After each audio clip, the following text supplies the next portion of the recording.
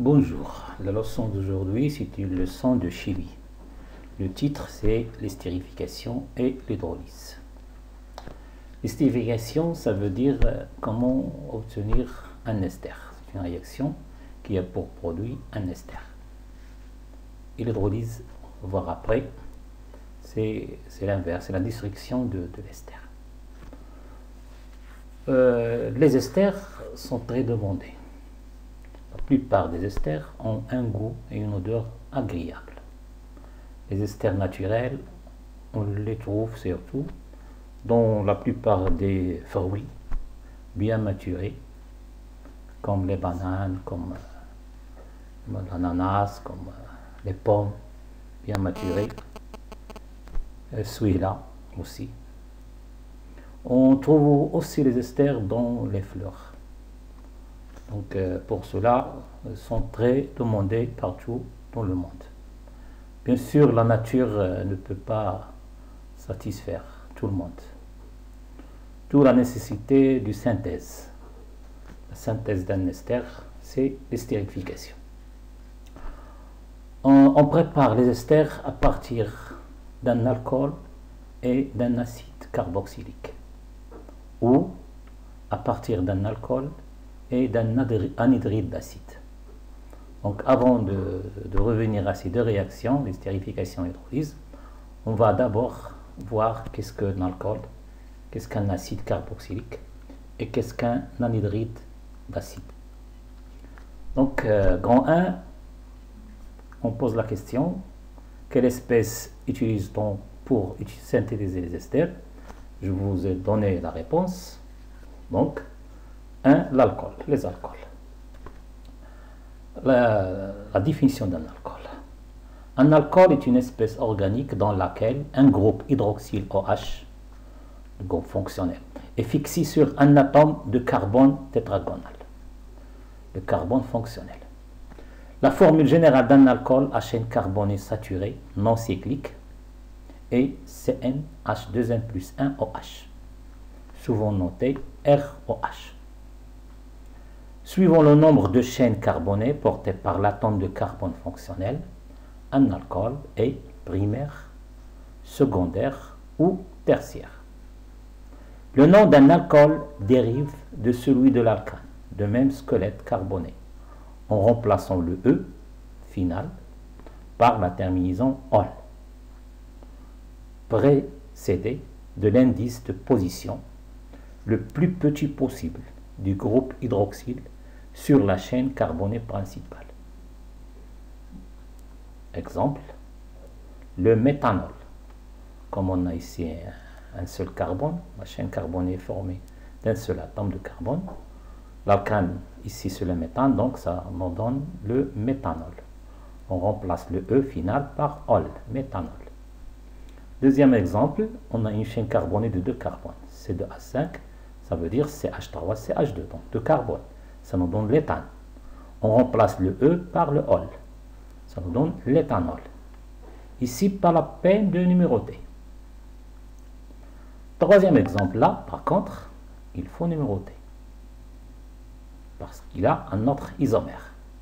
On a, troisième exemple, le propane 1-ol. Donc, le carbone fonctionnel, il a pour numéro 1. Ça nous donne le propane 1-ol. On a, quatrième exemple, le propane 2-ol. Inutile de vous rappeler que le propane 1-ol et le propane 2-ol sont deux isomères. Ils ont la même formule brute, mais diffèrent par leur formule semi-développée ou développée. Là, vous avez devant vous les trois classes d'alcool. L'alcool primaire, l'alcool secondaire et l'alcool tertiaire. Donc un petit rappel, vous l'avez déjà vu l'année dernière.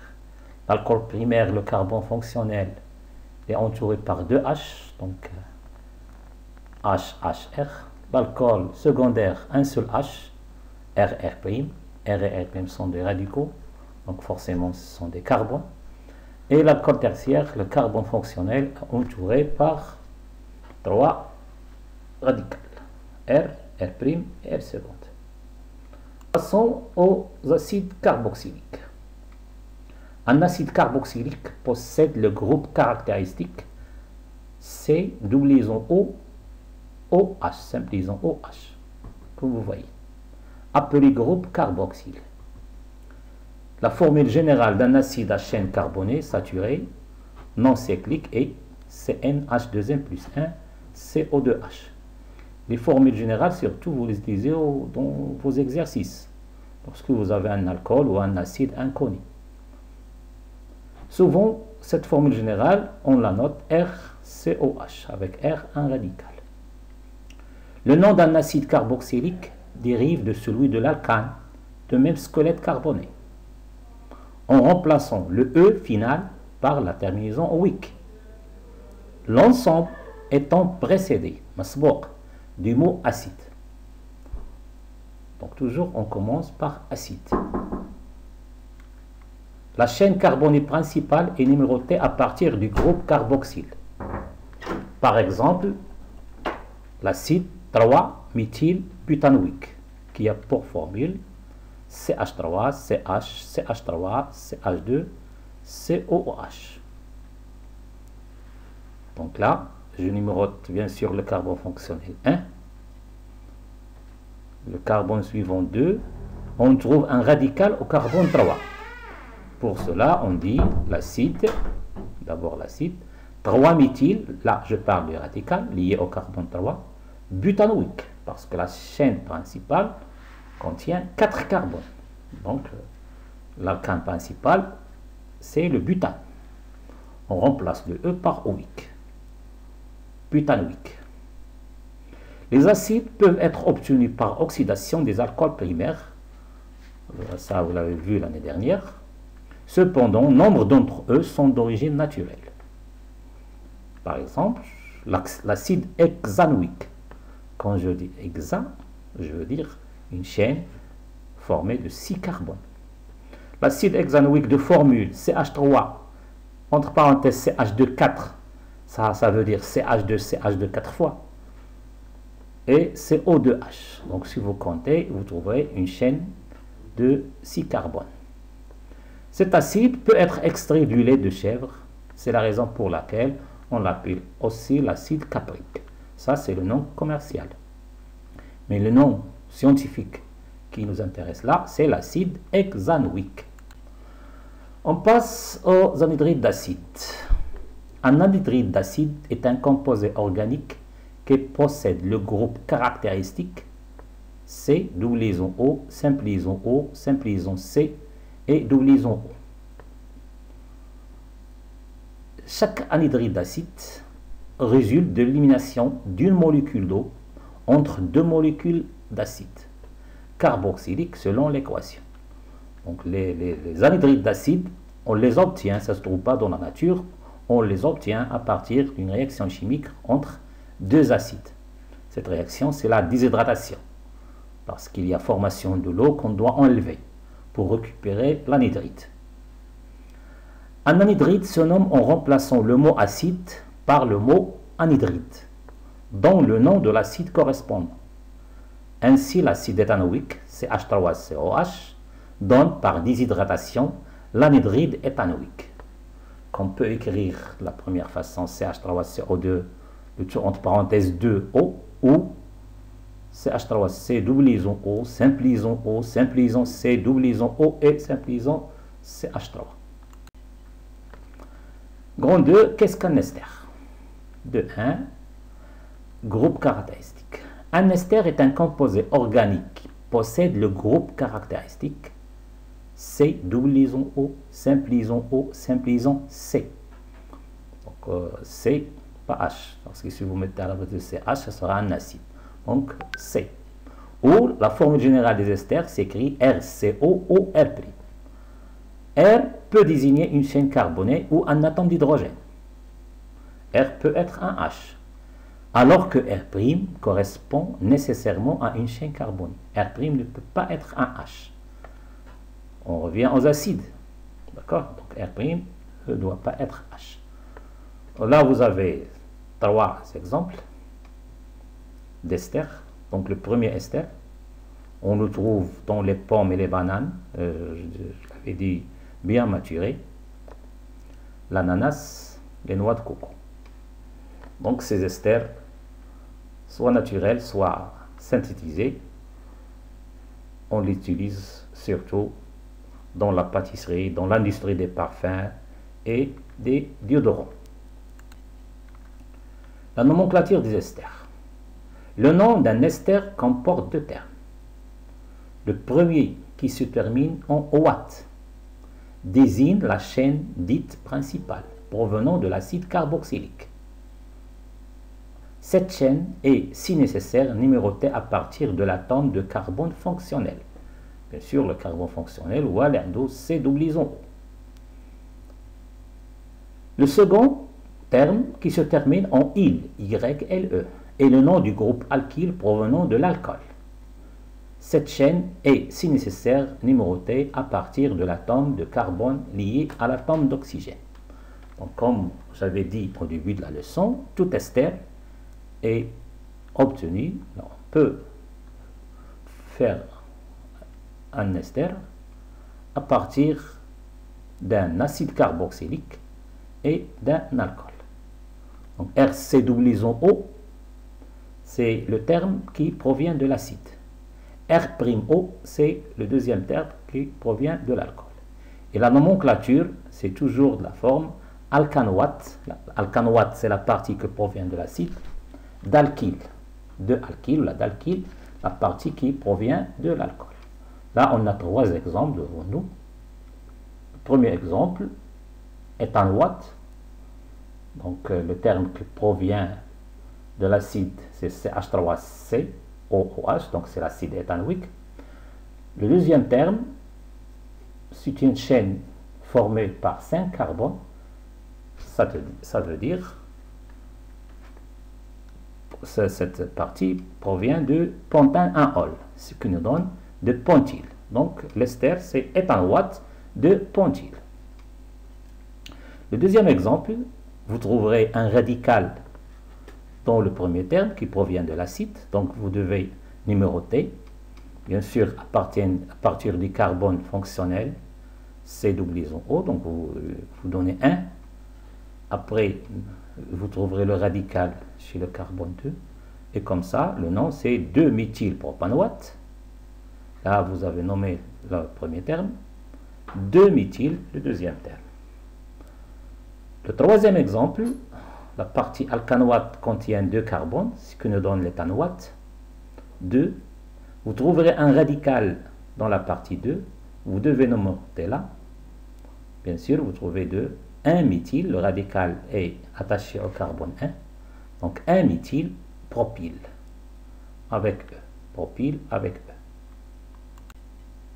Là, vous avez un exercice d'entraînement, surtout pour la nomenclature des esters, et déterminer l'alcool et l'acide pour chaque ester, alcool et acide dont ils dérivent. Donc c'est un très bon exercice, vous le faites après. Synthèse d'un ester ou l'estérification. Un ester peut être obtenu par la réaction d'un acide carboxylique RCOOH avec un alcool R'(OH selon l'équation. Donc vous avez l'équation devant vous. Il y a formation de l'eau, H2O. Pour écrire la réaction, vous enlevez OH à l'alcool et H à l'acide et vous liez l'oxygène O de l'acide avec R'. Ainsi vous formez l'ester. Faites attention si jamais il y a des radicaux. Faites attention à la chaîne carbonée et respectez la position des radicales. Remarque. L'ion H+ est un catalyseur de cette synthèse. Un catalyseur est une substance qui accélère une réaction chimique sans être ni réactif ni produit. Il est souvent utilisé en petite quantité. L'acide sulfurique H2SO4 ou l'acide phosphorique H3PO4 sont les acides souvent utilisés comme catalyseurs dans la synthèse des esters. Là, vous avez un exemple. L'acide éthanoïque, en réaction avec le paracrésol, c'est un ester, vous donne la formule semi-développée. en milieu acide donne un ester à odeur de narcisse, Zahrat al-Nargis. Donc vous voyez la réaction, j'ai entouré OH et H. Donc il y a formation de l'eau. Et bien sûr, il y a une liaison qui se forme entre eau et le cycle benzoïque. Le rendement d'une synthèse d'ester. Le rendement mardot tafa'al. Le calcul de rendement permet de déterminer l'efficacité d'une synthèse chimique. L'intérêt du chimiste sera de déterminer des conditions opératoires permettant de l'optimiser pour s'approcher le plus près possible de 100%. Les pertes de rendement peuvent avoir diverses origines. Réaction parasite, pertes lors des diverses étapes de la synthèse, telles que la filtration, le séchage, la recristallisation, etc. Définition du rendement.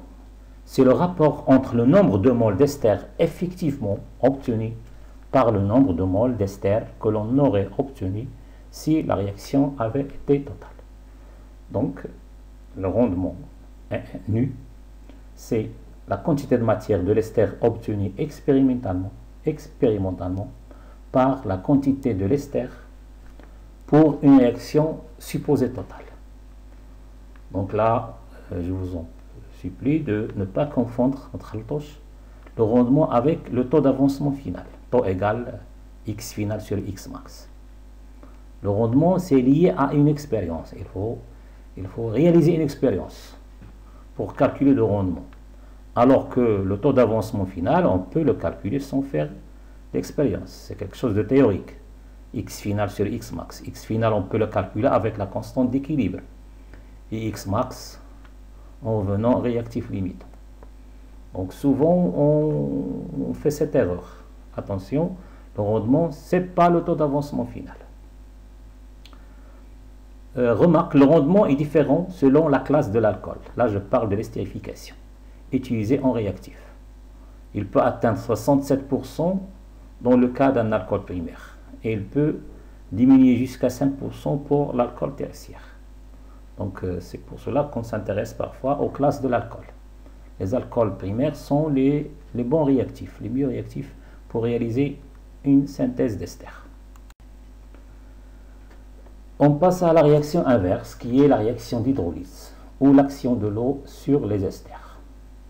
L'eau hydrolyse tout ester, RCO2R+, pour donner l'acide carboxylique, RCO2H, et l'alcool R'OH, correspondant selon l'équation. Donc c'est l'équation inverse. L'hydrolyse est la réaction inverse de l'estérification. Là aussi, les ions H3+, les ions H+, catalysent cette réaction. Les catalyseurs utilisés pour l'hydrolyse sont les mêmes que ceux utilisés pour l'estérification. Je veux dire l'acide sulfurique ou l'acide phosphorique. Et là, vous avez un exercice d'application, un exercice d'entraînement. Je vous conseille de le faire. Après, je vous donnerai la correction, Inch'Allah. Quelles sont les caractéristiques des réactions d'estérification et d'hydrolyse? L'estérification est une réaction lente et limitée. Là, vous soulignez lente et limitée. De même, l'hydrolyse d'un ester est une réaction lente et limitée. Les réactions d'estérification et d'hydrolyse sont inverses l'une de l'autre et ont lieu simultanément. Elles se limitent l'une l'autre et conduisent à un équilibre chimique. يعني وحده كتعرض للأخرى وكيتوقف التفاعل وكنتكلموا على التوازن. Cet état est atteint lorsque la vitesse d'estérification est égale à la vitesse d'hydrolyse. Cet équilibre est caractérisé par une constante d'équilibre. Donc là, j'ai créé une réaction d'estérification. Acide plus alcool donne ester plus l'eau. Sa constante d'équilibre, K, c'est la concentration en ester multipliée par la concentration de l'eau. Je vais revenir à parler un peu de l'eau, divisé par l'acide alcool. Ça, vous le savez. L'eau est ici un produit de la réaction et non un solvant. Donc ça, c'est nouveau. Sa concentration figure dans l'expression de K ou de QR, quotient de réaction. De même pour la réaction d'hydrolyse où l'eau est un réactif de réaction. Donc là, il faut faire attention. D'habitude, on travaille dans des milieux aqueux. L'eau et le solvant, on remplace par un. Là, non. Donc, l'esterification est une réaction entre un acide, pas une solution d'acide, entre un acide et un alcool. Donc, au début, l'eau, il n'y a pas l'eau, il y a zéro. Après, il se forme de même manière que l'ester. Dans le cas de l'estérification. Dans le cas de l'hydrolyse, c'est un réactif comme l'ester. Donc, je poursuis la lecture, je vais répéter. L'eau, c'est un produit de la réaction et non un solvant. Sa concentration figure dans l'expression de KO de QR. De même pour la réaction d'hydrolyse, où l'eau est un réactif de réaction. Avant que l'équilibre ne soit atteint, l'une des réactions l'emporte sur l'autre et provoque alors la diminution de la concentration de ces réactifs. Ainsi, tant que l'estérification l'emporte, les concentrations en acide et en alcool décroissent. Et donc, la vitesse d'estérification décroît. Simultanément, les concentrations en ester et en eau augmentent. En conséquence, la vitesse d'hydrolyse croît. Lorsque les vitesses de formation et de disparition de l'ester deviennent égales, la composition du système cesse d'évoluer. On parle de l'état d'équilibre. On dit l'état d'équilibre est atteint. D'accord? Au début, normalement, quand on a une estérification, on a l'acide ou l'alcool. L'ester ou l'eau qui est zéro. Mais avec le temps, la quantité de matière de l'acide ou de l'alcool est alors que la quantité de matière de l'ester ou de l'eau est. Donc, on se trouve dans deux réactions. Wahda, la vitesse de la 4 wahda, la vitesse de la 4Z. Une fois les deux vitesses égales, on parle d'un état d'équilibre. Les facteurs influençant cet équilibre. Bien sûr, la température. Influence de la température. Une élévation de température permet d'atteindre plus rapidement la limite de l'équilibre d'estérification hydrolyse, mais ne modifie pas cette limite. Donc là, on sait que la température est un facteur cinétique. Les constantes d'équilibre des réactions d'estérification et d'hydrolyse sont indépendantes de la température. Donc là, il y a aussi du nouveau, parce qu'on sait normalement la constante d'équilibre, c'est une constante qui dépend de la température. Dans le cas d'estérification et d'hydrolyse, la constante d'équilibre, ou les constantes d'équilibre, là je parle de deux constantes d'équilibre, l'une l'inverse de l'autre. K hydrolyse, c'est 1 sur K estérification. Donc les constantes d'équilibre de ces deux réactions ne dépendent pas de la température, ce sont des constantes. Donc il y a deux courbes là où j'explique l'effet de la température, qui est un facteur cinétique. Donc on ne sait plus la température augmente, plus la réaction devient rapide. Mais ça n'affecte pas l'état d'équilibre. Donc dans le cas, la courbe A, on parle d'estérification. Vous avez devant vous la variation de la quantité de matière de l'acide et de l'ester. L'estérification, l'acide est un réactif, donc avec le temps il diminue. L'ester est un produit, avec le temps il augmente. Donc vous avez la diminution avec le temps de la quantité de matière de l'acide à 30 degrés et à 80 degrés. Vous remarquez bien qu'à 80 degrés, la diminution est rapide. De même pour la formation de l'ester. L'ester se forme plus rapidement à 80 degrés qu'à 30 degrés. Dans la courbe B, je parle de l'hydrolyse. Donc là, c'est l'ester qui est le réactif. Donc la quantité de matière de l'ester diminue plus rapidement à 80 degrés qu'à 30 degrés. L'acidité, c'est un produit. Donc sa quantité de matière progresse rapidement à 80 degrés qu'à 30 degrés. Donc ces deux courbes montrent l'effet de la température sur l'évolution de la réaction, que ce soit estérification ou hydrolyse. L'autre effet, c'est le catalyseur, l'influence des catalyseurs. On a dit qu'il est H+. En réalisant les réactions d'estérification et d'hydrolyse en présence ou en absence d'ion H+, il est possible d'étudier le rôle de ceux-ci. Les résultats alors obtenus permettent de tracer les graphes. Donc vous avez devant vous deux courbes. La courbe A, je parle de l'estérification. On a aussi la quantité de matière de l'acide avec ou sans H+, qui diminue plus rapidement avec H+, et la quantité de matière de l'ester qui se forme plus rapidement avec H+. De même pour l'hydrolyse, la quantité de matière de l'ester, c'est le réactif qui diminue plus rapidement avec H+, alors que la quantité de matière de l'acide qui se forme plus rapidement avec H+. Donc des questions que j'avais soufflé la réponse. Question 1, quel est le rôle des ions H+? Question 2, leur présence modifie-t-elle l'état du système d'équilibre? On passe maintenant à une question très importante, comment améliorer le rendement d'une estérification et aussi d'une hydrolyse. Soit l'équation d'estérification, acide plus alcool, dans le sens 1, ester plus eau. Quotient de réaction à l'équilibre, donc j'ai remplacé les concentrations par les quantités de matière, parce que là, on peut simplifier le volume. Le quotient de réaction à l'équilibre, c'est tout simplement la constante d'équilibre. Donc, si dans cet état, l'équilibre, on ajoute de l'alcool, quelle goutte d'alcool au système, qu'est-ce que va se passer? Si on ajoute quelques gouttes d'alcool, le quotient de réaction QR va diminuer, parce qu'on a N d'alcool au dénominateur, et il devient inférieur à K. Donc, si on applique le principe de l'évolution spontanée, lorsque QR est inférieur à K, donc spontanément le système va évoluer dans le sens 1. D'accord? Donc, le système évolue alors dans le sens direct, jusqu'à ce que le quotient de réaction soit à nouveau égal à K.